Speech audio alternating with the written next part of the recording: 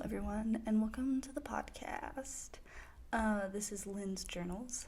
I am Lyn, and seeing as this is the first episode, I guess that's what that would be called, I thought I'd introduce myself. I am a 21-year-old humanities major at BYU, Idaho. I'm about a sophomore. I was born and raised in Idaho. Well, not born. I was born in McKinney, Texas, but I was pretty much born and raised in Idaho. That's all I remember. And yeah, I was homeschooled for most of my pre-college schooling. I was in public school till second or third grade, and then my parents decided to homeschool me and my siblings. So yeah, homeschooling has played a big impact in my life and how I approach things and things like that, along with my wonderful parents, and a lot of the things I've experienced. I spent some time in Tennessee and North Carolina on a mission for my church, which was amazing. I had a lot of life experience there, and that was also the first place I was able to experience counseling, which was a big part of what has made me who I am today. And yeah, this podcast is pretty much just going to be me rambling about my thoughts and things that I've kind of observed and theorized on about mental health and social anxiety and social situations in general and perceptions and college life, and figuring that out as a 21-year-old who was homeschooled and doesn't super understand how public type school stuff works, because it feels like that is something that is still in effect with a lot of people even when they go to college. So that's a big one. But yeah, and the Lyn Journals is kind of the title that I've landed on, because I want it to feel honest. I want it to feel like it's a friend chatting about something and discussing something. I'm definitely not a professional, and I just want this to be something that I can kind of do when and while I'm figuring out life as a 21-year-old who really has no clue what she's doing. I have some footing, but not a lot. And yeah, that's what we're going for here. Something that has been on my mind a lot recently is just the idea of friends. And what it is like to make friends and to be friends with people. As a high school kid, I jumped friend groups a lot. I spent time with people that my sister was hanging out with. I'd never really considered them friends, but I hung out with them. My end of junior throughout senior-ish year, I had a pretty steady group of friends, but I'm not friends with them anymore. There were just some things that happened that made it so it wasn't healthy for me to be around them, so I'm not their friend anymore. I've had a lot of experiences where I've gotten close to people, and then due to life or a situation arising, I have not been able to be around them anymore. And that's an interesting thing that I feel like occurs a lot more frequently in life in general than people realize. Like, it's crazy to me, because one of my really good friends that I met while I was serving my mission in Tennessee and North Carolina, she has this best friend that they've been friends for years, literal years, and it just baffles me, because it shocks me that I've been friends with this friend for a year, for a little over a year, almost 2 years now. That's insane. That just completely baffles me that I'm still friends with this girl. You know you are, and you're amazing. But it's insane to me, because up until this point in my life, that's something I never had that was a healthy thing. I've been friends with people for longer than a year before, but those are the friends that I ended up leaving in a pretty big way, because they were unhealthy, and it wasn't a good thing for me. And that had kind of built up over the years I'd known this person. But like having a good, healthy friendship for an extended period of time is something I'm unfamiliar with, which is insane. And I think that just because of how things are portrayed in media, or how we perceive things to be from school, or what we desire and want, we seem to think that so many people have this like big group of friends that they're friends with continually, when in all actuality maybe in that big group of friends they're not really deep friends with any of them, or that like they really don't have that many friends, and they just kind of hang out with people. And I think that's something that I tend to forget, that other people have similar experiences to me, where they just don't grasp the idea of becoming friends with someone and staying really good friends with someone. Because for me, it feels like there's always something, either some experience happens where I recognize that the friendship isn't healthy for me, and I have to leave. I have to leave that situation. Or I put in the effort and I become friends with these people, and because of distance between us, or them moving away, or just losing communication, we're out of touch and we're not in contact frequently. That's happened to me a lot, where I've become really good friends with someone, and then we kind of part ways, and I don't see them regularly, and we just fall out of contact. And then that's a really sad and hard thing for me, because I really deeply care about those people. And then it's a sad thing to see that slowly drift away. And I feel like nobody talks about the grief that comes with that, because there definitely is. And I feel like not that the friends that I've made recently I've completely fallen out of contact with, but there is like this anticipation that it's gonna happen, because that's happened to me so frequently before that's what I'm used to. Like, I just expect it. And that's kind of where the shock that that one friend that I'm friends with is still my friend comes from, is I have this anticipation that it's not a thing that happens with me.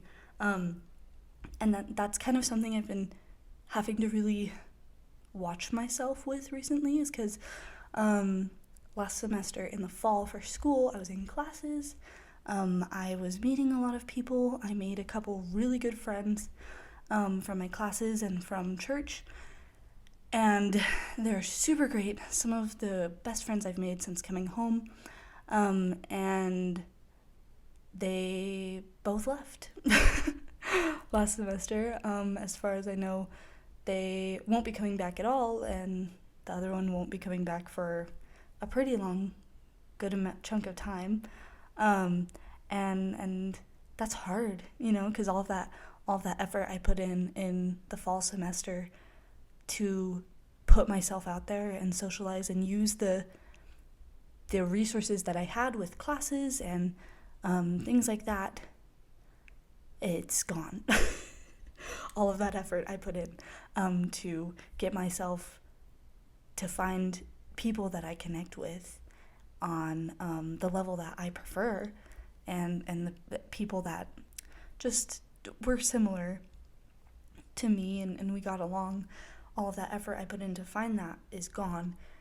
And it's not that I don't want to meet more people and make more friends. I definitely do. It's just the idea of going through all of that again is really exhausting.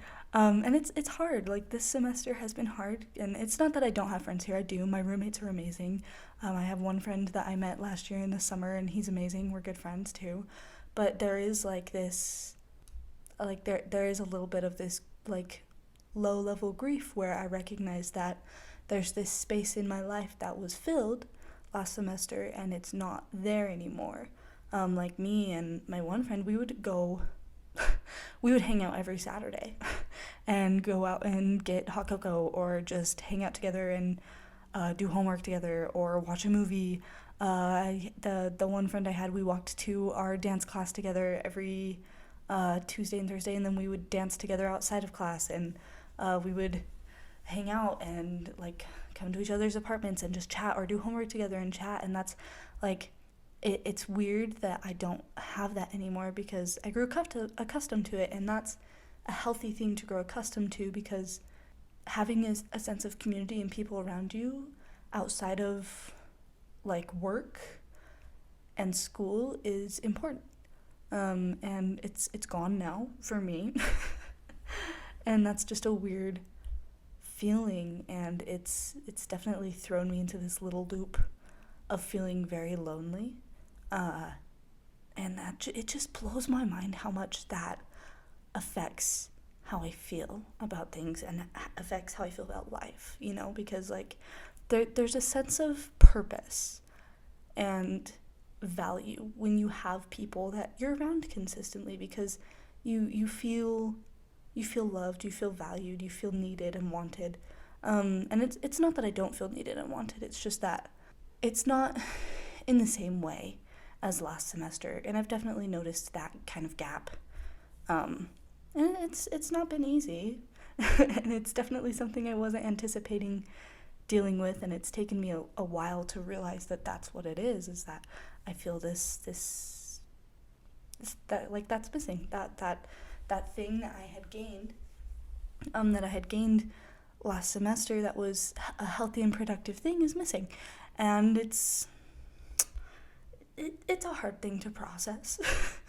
I will say that, and especially since it's my off track and I'm just working and going to church. It's like I don't have classes, I don't have something where I have a responsibility or a commitment to be somewhere every day other than work. It's a hard thing because I'm saving for school, like I'm saving for classes in the spring. And so I try really hard not to go out because I have a bad habit of buying snacks or like going and buying clothing when I don't really need it. And that's something I don't want to do because I need to save my money. So I just stay in, but it keeps me from meeting people outside of church and work. So that's a weird thing. And it's hard to feel like I have purpose and fulfillment outside of work. And it's not necessarily a healthy thing. Like, it's not horrible, but I need to find something other than work. And I have fulfillment in my religion, in church. Like I teach a class in my congregation, and it's great. I love doing it. I get so much fulfillment from that. I always feel really good whenever I do that.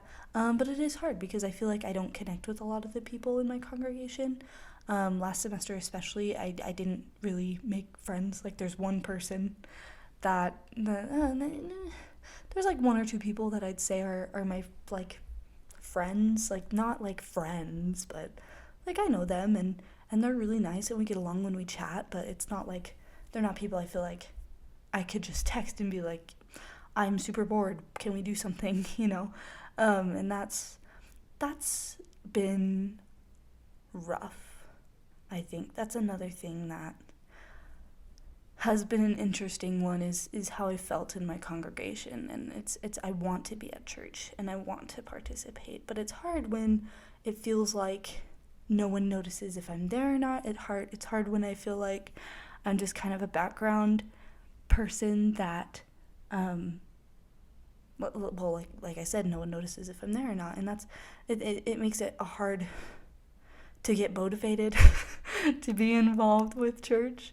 And like it's not on them. I could be a lot better about trying to put in effort, but especially with that added feeling, like not saying that that's reality, that people genuinely could care less, but it's that feeling that my brain is so wrapped around, is the idea that the people don't notice if I'm there or not and they don't care.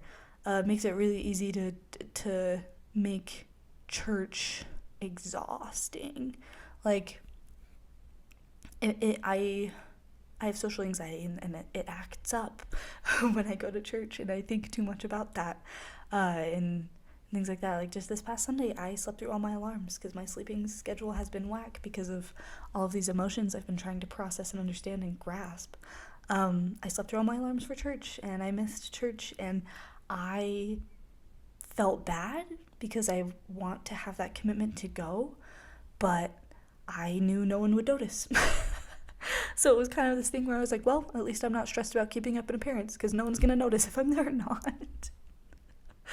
And that's kind of a sad feeling. But I'm always trapped between these two thoughts of believing that no one cares at all about what I do with my life and how I act and how I hold myself. No one notices or cares.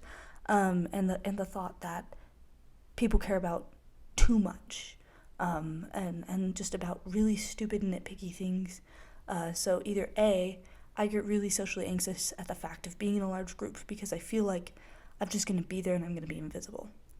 And no one's going to notice or care that I'm there.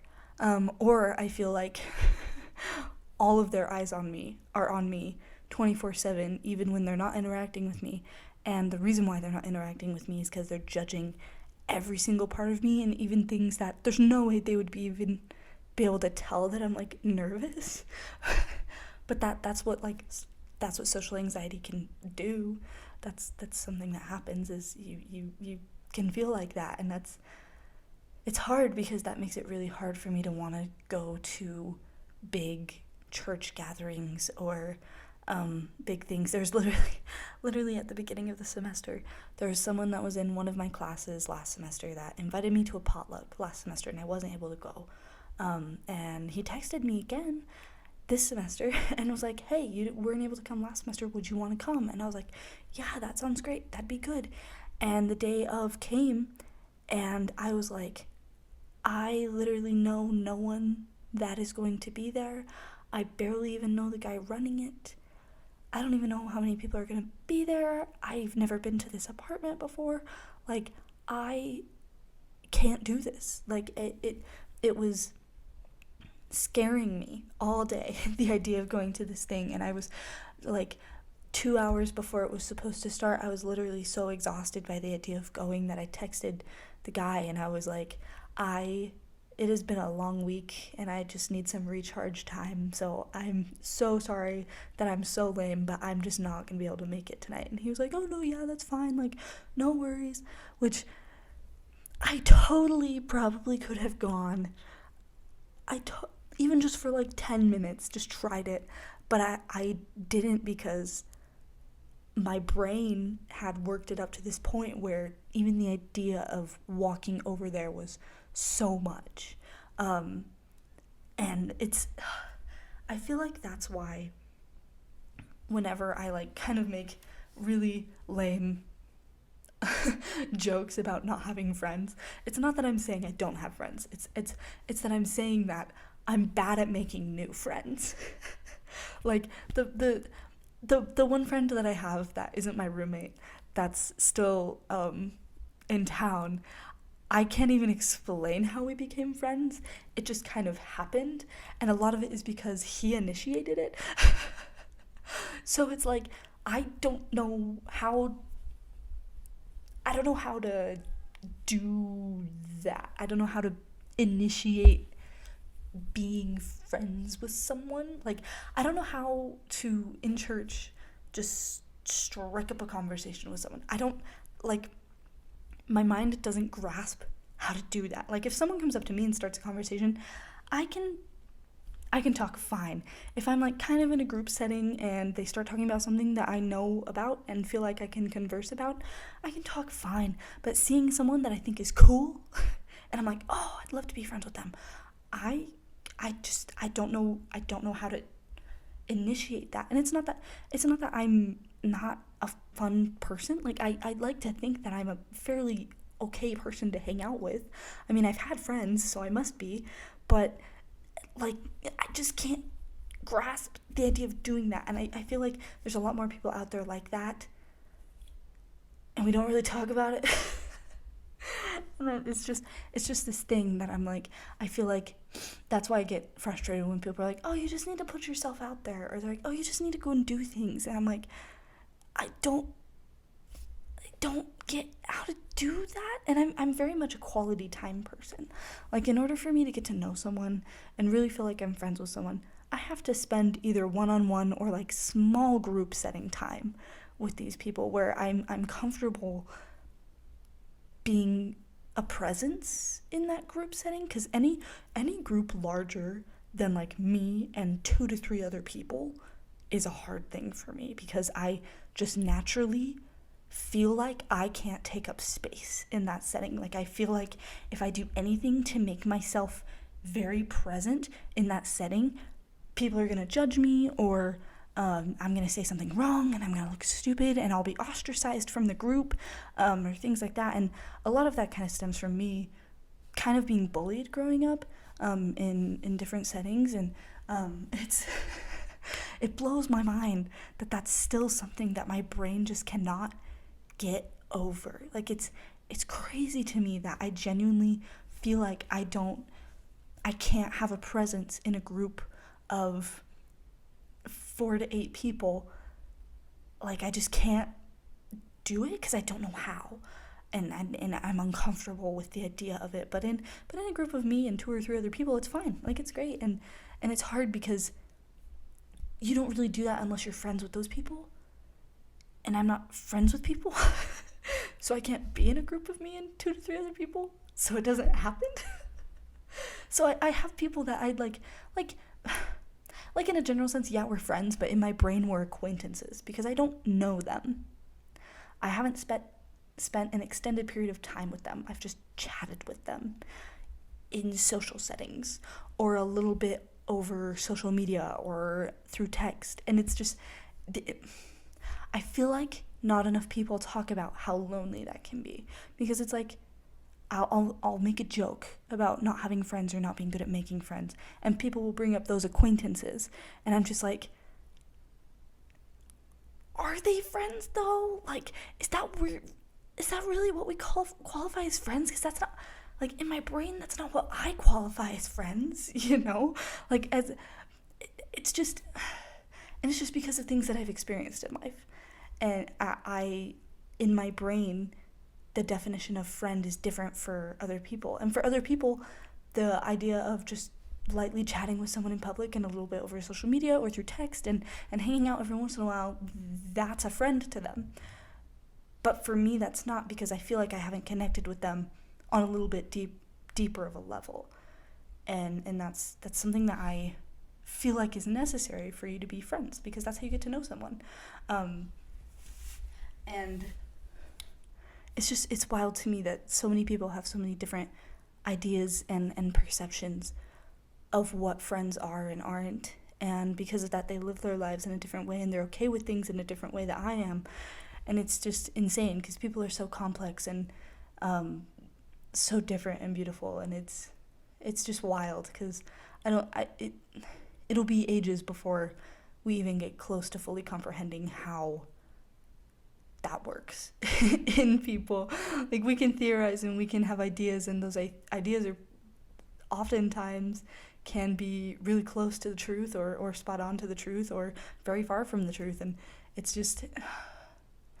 something that blows my mind, because each person is so deep and complex, and I want to get to know that in people. And I feel like just because of how things are portrayed in media, or how people have lived throughout high school and their childhood with friendships, we don't get that. Like, we just kind of hang out and that's it. Like, we don't get anything deeper than that, and that makes me sad, because I want something deeper than that. And I think that's probably why dating is also such a hard thing for me to grasp, because it's not that I don't want romance in my life. I think everyone desires to feel loved in that way. It's a healthy desire to have, but it's just this thing where I like the idea of meeting someone solely on a date and solely knowing them in a dating like environment, and then steady dating them is weird to me, because I can't just look at someone and be attracted to them and say I want to steady date that person. Like, I just can't, because I low-key have kind of trust issues, and that's another thing with friends, is I kind of have trust issues, but that's not something we need to get into today.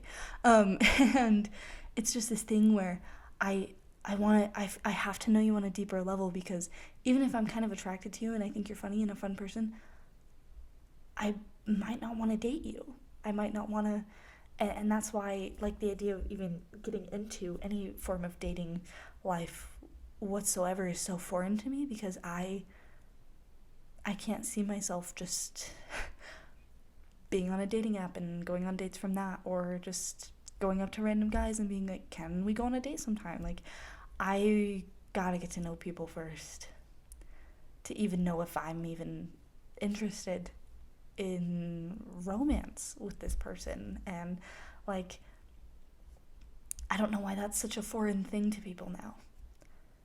And maybe it's not, and all of the people who have that same mindset as me are also just sitting in their rooms like, I don't know what I'm doing, and we need to have a conference or something and get together so we can all figure it out. But it's just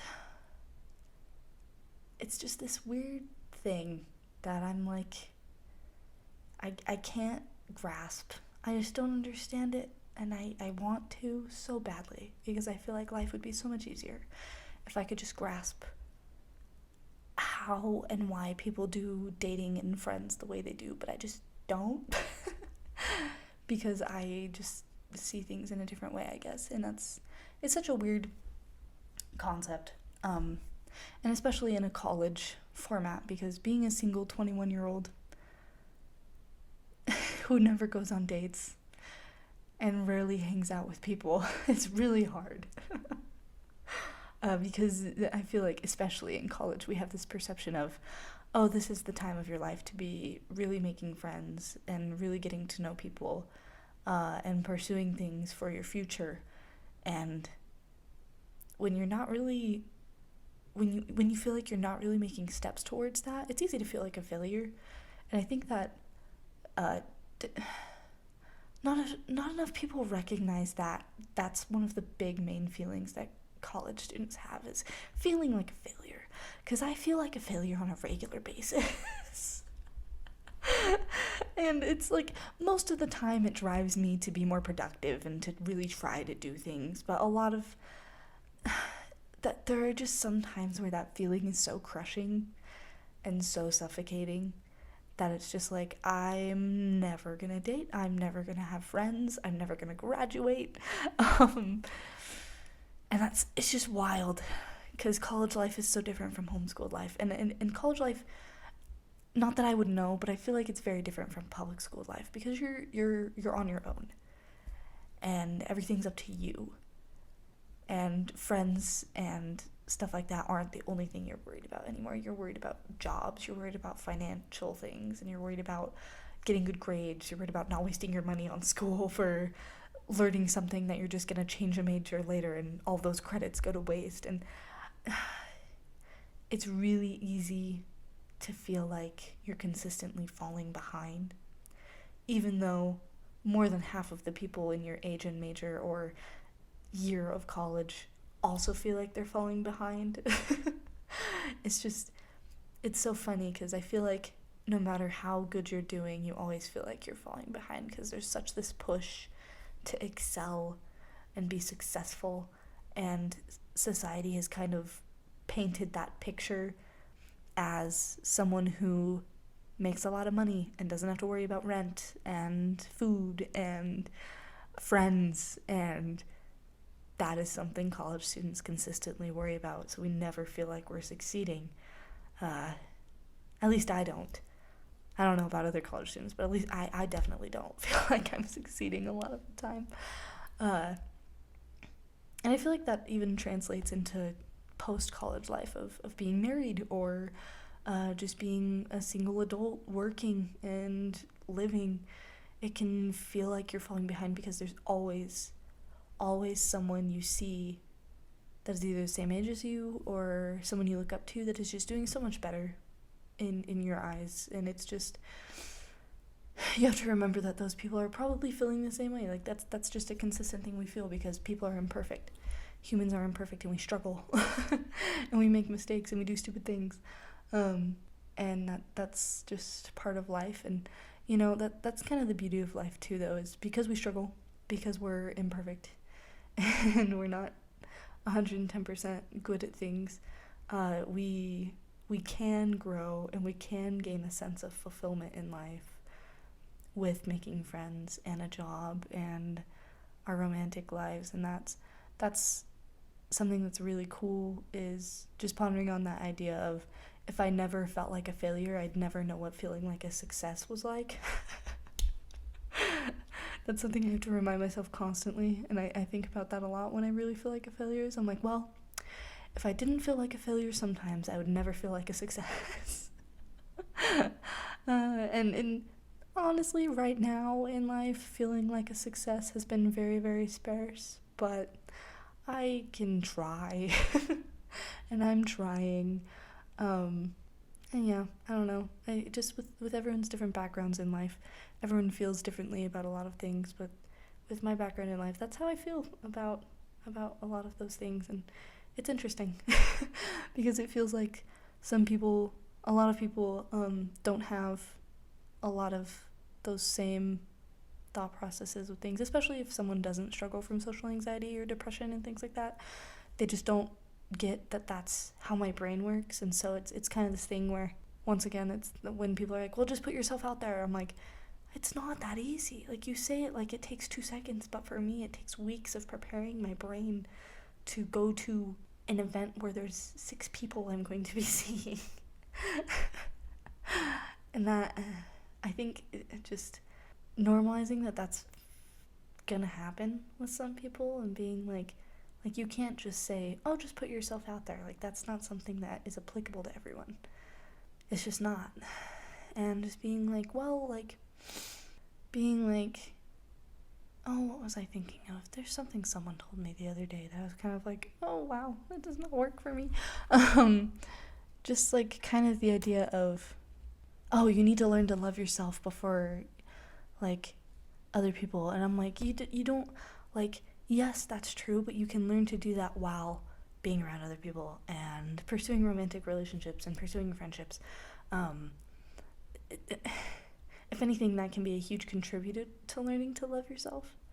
And it's like, telling someone that who is single and feels like they're struggling with a social life isn't helpful, because it just makes you feel even more alone. At least for me it does. And it's kind of this thing where I'm like, I do like myself. Like, if I didn't, I wouldn't be here. I do like myself, and I do recognize that I'm a fun person.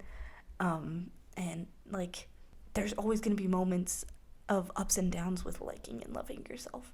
And so you can't really say, you have to learn to love yourself first. Like, no, it doesn't work like that, because there's going to be a consistent up and down with it. Like, I know plenty of wonderful people who are great and they're doing great and they get married, and then something happens and they start struggling, and they work through it, and then they're great and doing good, and then they struggle again. Or I know people who have a lot of friends that they're like, they have ups and downs, and that's how I am, at least. Like, it doesn't take me being single and alone to learn to love myself, and it doesn't take me being around people all the time to learn to love myself. It's an up and down personal thing that I deal with and cope with while having friends and while figuring out my romance life, which is very poor at the moment. And that's just something that is important to keep in mind, is there's always ups and downs with everything, with feeling like a failure, with feeling like a success, with friends, with dating lives. There's always ups and downs. And the important thing is that when there are downs, you are doing healthy things to cope with it. And that's a really hard thing to do a lot of the time, but as long as you're trying, then eventually there's going to be an up again. And yeah, those are some big things that I've been thinking about recently, because they're things I've been kind of facing. Yeah, I don't know. That feels like a good place to end for today. I feel like that sets a good precedence for this podcast. And for kind of what I want to go for here, I want it to be chill, kind of low key, and as I live life and and kind of go about my weeks of living. I know things are going to come up that I'm going to feel like I can talk about because I'm going to have to think through it and work through it. Yeah, this has been Lyn's Journals, my podcast, and I hope to have you guys tune in next week. Peace out.